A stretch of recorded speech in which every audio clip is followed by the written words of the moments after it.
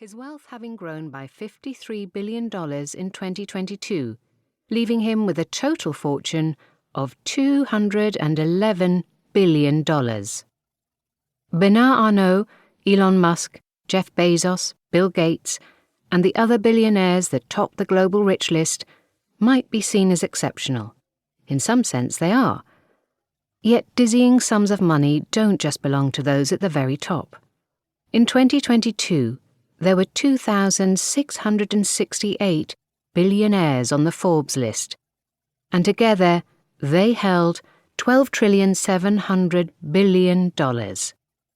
Do you, like me, see all those zeros dancing before your eyes? That's because we don't know how to take in that number.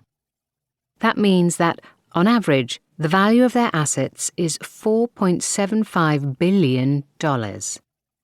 If we ask the same question again, what's the equivalent lifetime hourly wage, we get $40,598 per hour, the equivalent to what many American families earn in a year. And this is just the tip of the iceberg. A billion is 1,000 million, but there are many more multi-millionaires than billionaires. If you had $50 million, pounds or euros, you might not be able to buy Twitter or fly to space, but you'd still have enough to never, ever have to worry about financial security again, and then some. For a long time, I felt that there was something wrong with an individual amassing so much money, but I couldn't properly articulate why.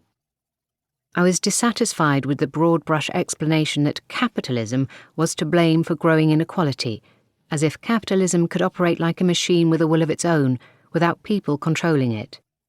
I became intrigued by the protests of the Occupy movement in 2011 following the 2008 financial crisis. I couldn't help but feel that the activists had noticed much earlier than most academics that something was deeply wrong with the concentration of wealth in the hands of so few. Although the Occupy movement faded, it sowed a new and growing awareness of wealth disparities. We are the 99%, they declared, making the general public aware that the remaining 1% might be causing problems for us all.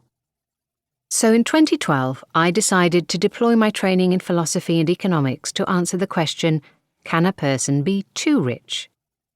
This meant figuring out what too rich meant, and also looking for reasons why having too much money might be a bad thing, if they were at all plausible, of course. After all, it was possible that none of the arguments against wealth accumulation would be any good. I knew that I could be mistaken, that there might be nothing wrong with having many millions or even billions in the bank. I just wanted to find out. Some of my colleagues, professors in philosophy, economics and related disciplines, were initially amused that I wanted to delve into all this. Some argued that poverty was what mattered, not inequality. A few felt that focusing on the rich was an indication of envy on my part. This was a chastening reaction. Forming a belief merely based on envy is obviously a very bad thing to do, and one I would increasingly hear as my research developed, whether from politicians or people commenting on social media. I wasn't alone, however. Across various disciplines, not just my own, scholars were starting to see that something was happening at the upper levels of society, and that we ought to pay attention. Philosophers were beginning to develop new arguments identifying the problems with inequality. Sociologists had started to study the effects of extreme wealth on the lives of the super-rich and their children, and to consider how such wealthy people could justify having so much in an increasingly unequal world. Economists had begun piecing together the data necessary to ascertain how the distribution of income and wealth had changed over time. Their studies showed that while wealth and income inequalities had decreased in industrialized countries during the first half of the 20th century, this general tendency came to an end in the 1980s. In some countries, wealth and income inequalities had actually started increasing again, including, notably, the US and the UK.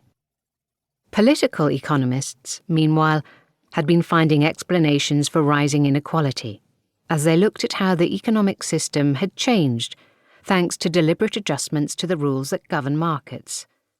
From different fields of research, different pieces of the puzzle were coming together.